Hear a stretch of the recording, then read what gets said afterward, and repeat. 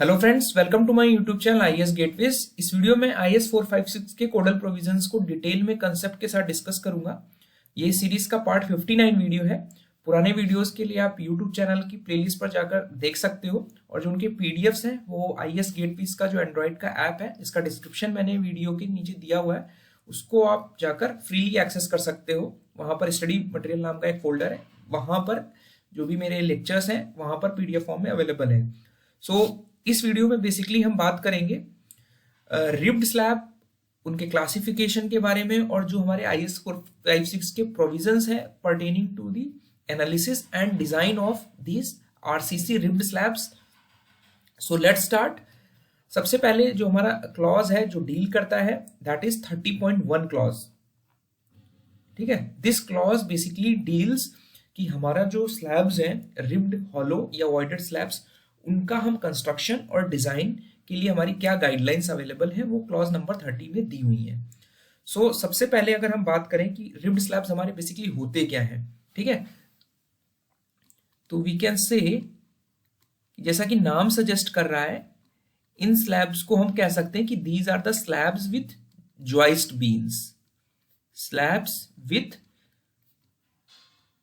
Joist beams, ठीक है। Based on the experimental results ये देखा गया है कि दीज आर इकोनॉमिकल, ये हमारे स्लैब जो होंगे ये हमारे इकोनॉमिकल होते हैं for span length of 8 to 12 meters to support small to moderate live loads. बहुत हैवी लोड्स के लिए ये सुटेबल नहीं होते हैं, तो small to moderate live loads की इंटेंसिटी हम डिफाइन कर सकते हैं 3 से 5 kilo newton per metre square. ठीक है, तो जो ये इस तरीके के स्लैब्स हैं, इसको हमारे आईएएस 456 ने 3 कैटेगरीज में बांटा। पहली कैटेगरी ये है कि जिन स्लैब्स में, तो दीज आर द मेथोडोलॉजी जिसके बेसिस पर इनका कंस्ट्रक्शन किया जा रहा है फील्ड पे, ठीक है, बेस्ड ऑन द कंस्ट्रक्शन, कि हम कैसे इन स्लैब्स को फील्ड में इरेक्ट कर रहे हैं, कैसे कंस्ट्रक्ट कर रहे हैं, उसके बेसिस पे हमने जो क्लासिफिकेशन किया। इसमें पहला जो स्लैब है दैट इज वन वे कह सकते हैं। तो पहली तो इंपॉर्टेंट चीज ये है कि ये जितने भी ये वाले क्लासिफिकेशन है, this is related to one way slabs. These slabs are designed as one way slabs. ठीक है, जहां पर जो स्पैन कर रही है हमारी बीम्स वो वन डायरेक्शन में स्पैन कर रही है। हमारा कर्वेचर जो है, बेंडिंग है, जो रेनफोर्समेंट है वो वन डायरेक्शन में हम प्राइमरीली प्रोवाइड कर रहे हैं। तो ये जो पहला क्लासिफिकेशन है, दिस इज रिब्ड स्लैब। ठीक है, जिसमें आप देख पा रहे हैं कि these consist of a series of concrete beams, ribs.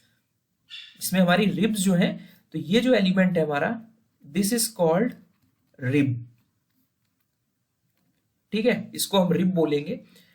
Series of concrete ribs, तो ये हमारी सीरीज है, यहां पर एक है, ये दो है, इसी तरह हमारे पैरेलली दोनों तरफ हमारी रिब्स एग्जिस्ट कर रही हैं, जो कि बेसिकली हम शटरिंग लगा के, फॉर्म्स यानी शटरिंग लगाकर इनको कास्ट कर दे रहे हैं।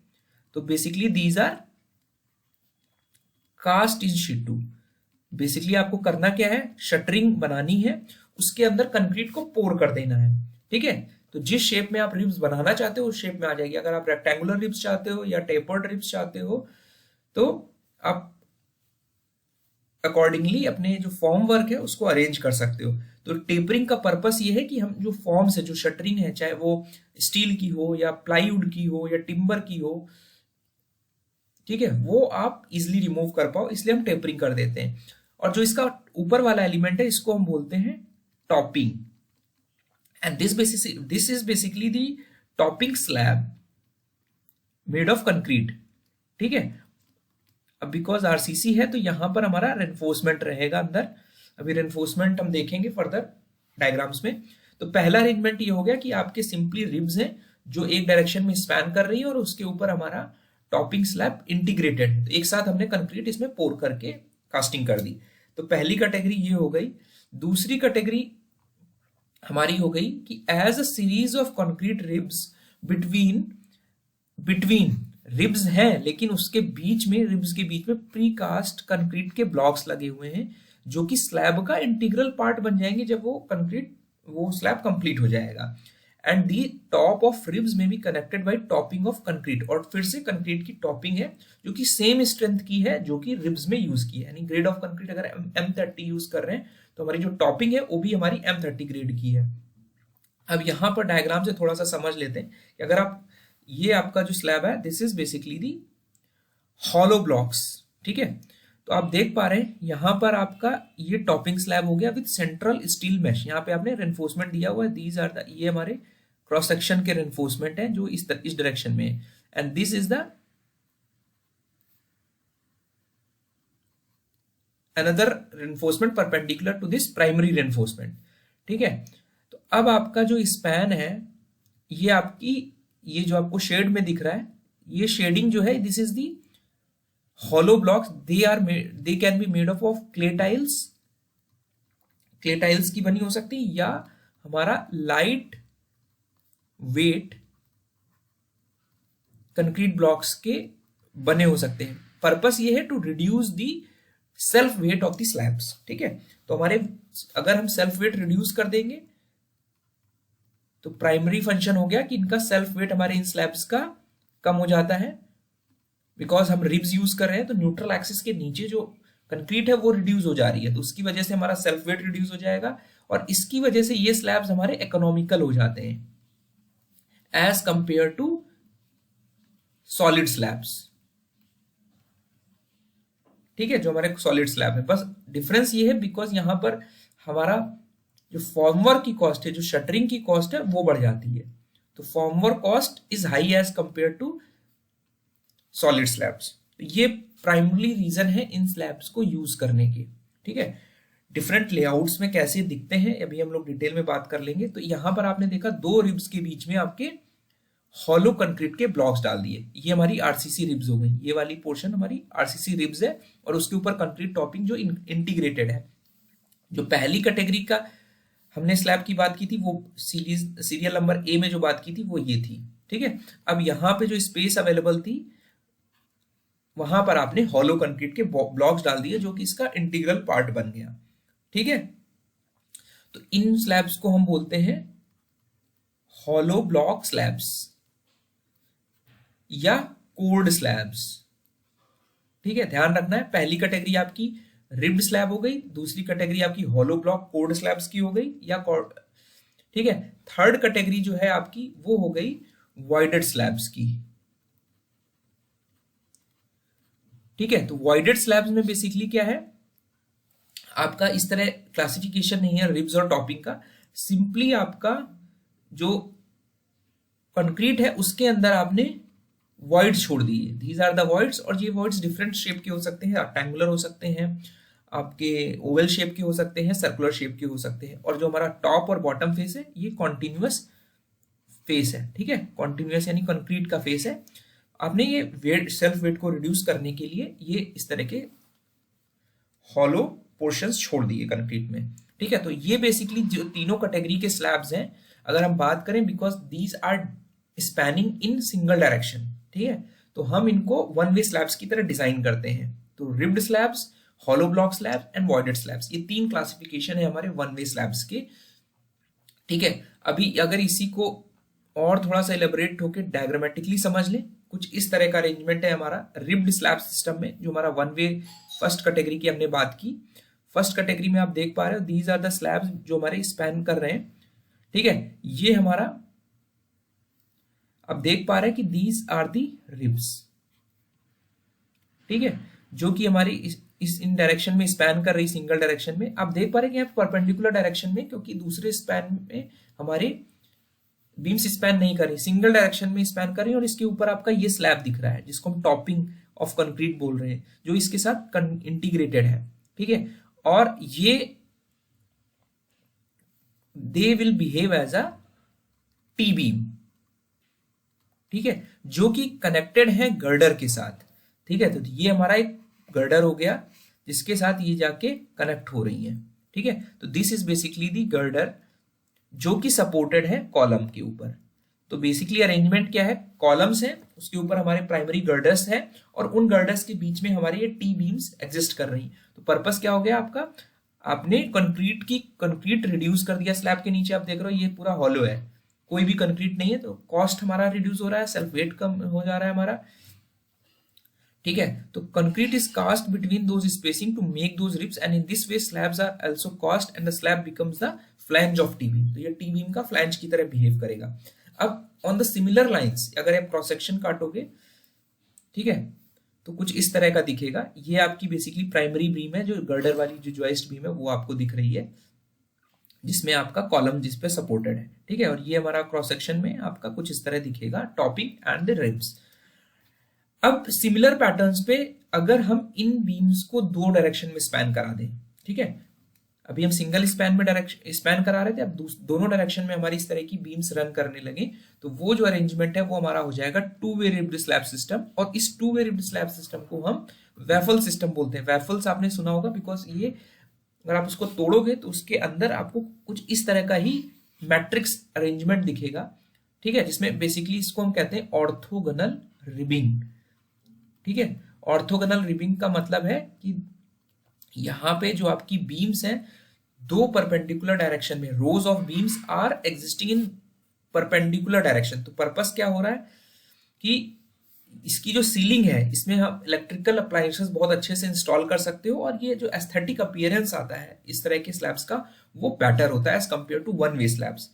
ठीक है, और पर्पस हमारा वहां पे भी सॉल्व हो रहा है, बिकॉज जो कॉस्ट है, इकोनॉमिक वाला जो फैक्टर है वो हमारा इस पे भी हम गेन कर पा रहे हैं। ठीक है, तो ये कुछ इंपॉर्टेंट चीजें थी। अब अगर हम नेक्स्ट आगे बढ़ते हैं, ये क्लासिफिकेशन हो गया। ये कुछ आप इस तरह का डायग्राम देख सकते हैं कि these are the one way ribbed slabs ribbed with beams है। यहाँ पे हमारी बीम्स जो है वो इंटीग्रल है। ठीक है, यहाँ पे आपका प्राइमरी बीम आपको दिख रहा है, इस पे कॉलम सपोर्टेड है, और हमारी जो बीम्स है ये वन वे में स्पैन कर रही है। ठीक है, यहाँ पर आपकी जो वेफल्स हैं आप देख पा रहे हो, यहाँ पर बीम्स के साथ हैं वेफल्स। ये अरेंजमेंट जो है क्रॉस बीम्स हैं, टी बीम्स हैं बेसिकली, जो दोनों डायरेक्शन में स्पैन कर रही हैं। ठीक है, और ये हमारी इंटीग्रल बीम्स हैं। ठीक है, तो ये जो तीनों कैटेगरी आपने पढ़ी, अभी इंपॉर्टेंट चीज ये आती है कि जो आपने यहाँ पर टॉपिंग की बात कर रहे थे, ये टॉपिंग स्लैब है, इसकी क्या गाइडलाइंस है। तो बेसिकली हमारा जो कोड है ये साइलेंट है कि जो टॉपिंग है it may or may not be used for calculation of structural strength. ठीक है, but because topping slab is helpful in transfer of structural load by arching action. Load transfer कर रहा है ये topping slab, it is by arching action. और इस वजह से हमारा जो डिजाइन कोड है SP24 उसने ये रिकमेंड किया कि इसकी एक मिनिमम थिकनेस होनी चाहिए। तो minimum thickness of topping should be greater than or equal to 1/10 of this clear span। जो क्लियर स्पैन है रिब्स के बीच में, irrespective of अगर आप हॉलो ब्लॉक्स भी दे रहे हो तब भी ये क्लियर डिस्टेंस जो होगी LCR मान ले अगर, तो इससे 1/10 हमारी मिनिमम होनी चाहिए। पर्पस ये अगर आप इस टॉपिंग स्लैब का यूज कर रहे हो स्ट्रक्चरल स्ट्रेंथ कंट्रीब्यूट करने में, तो मिनिमम हमारी 1/10 ऑफ द क्लियर स्पैन होनी चाहिए when it is contributing for structural strength। ठीक है, और हमारा जो IS 6061 कोड है पार्ट 2 1971 का, वो गाइडेंस के तौर पे इस मिनिमम टॉपिंग की minimum thickness as a guidance thickness guide करता है कि टॉपिंग की minimum thickness should be minimum 50 mm। ठीक है, तो ये इंपॉर्टेंट चीज है, this is for the guidance purpose, ये जो कोड ने स्पेसिफाई किया है। अब आते हैं इसके डिजाइन वाले पार्ट पे कि हम स्ट्रक्चर का एनालिसिस कैसे करेंगे। तो डिजाइन में मैंने आपको बताया कि जो रिब्ड स्लैब है, अगर हम वन वे स्लैब की बात कर रहे हैं तो रिब्ड स्लैब इसको वन वे लिख सकते हैं, आपका हॉलो ब्लॉक स्लैब्स और voided slab, these slabs are designed as one way slabs. ठीक है, अब ये वन वे स्लैब्स जब आप डिजाइन कर रहे हो तो डिजाइनर को हमारा कोड ये परमिट करता है कि जो आपकी रिब्स हैं they can be designed as a series of simply supported spans.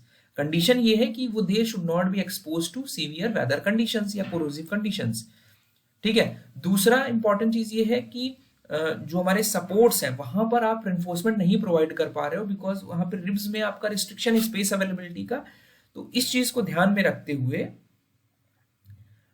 आप क्या करोगे, क्रैक कंट्रोल रेनफोर्समेंट प्रोवाइड करोगे क्लॉज 30.7, जो हम लोग फर्दर डिस्कस करेंगे।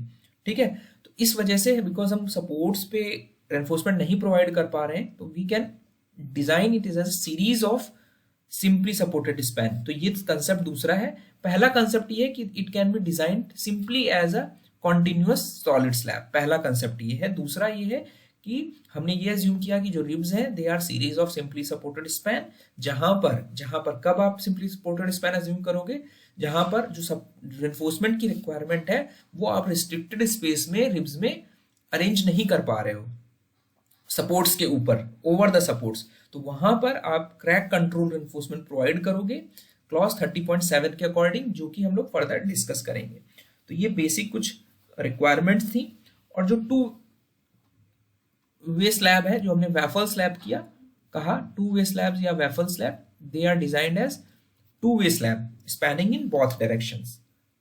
ठीक है, तो बेसिकली डिजाइन में 2 ही कंसेप्ट है कि they should be designed as a continuous slab or as a series of simply supported spans depending upon the reinforcement requirement।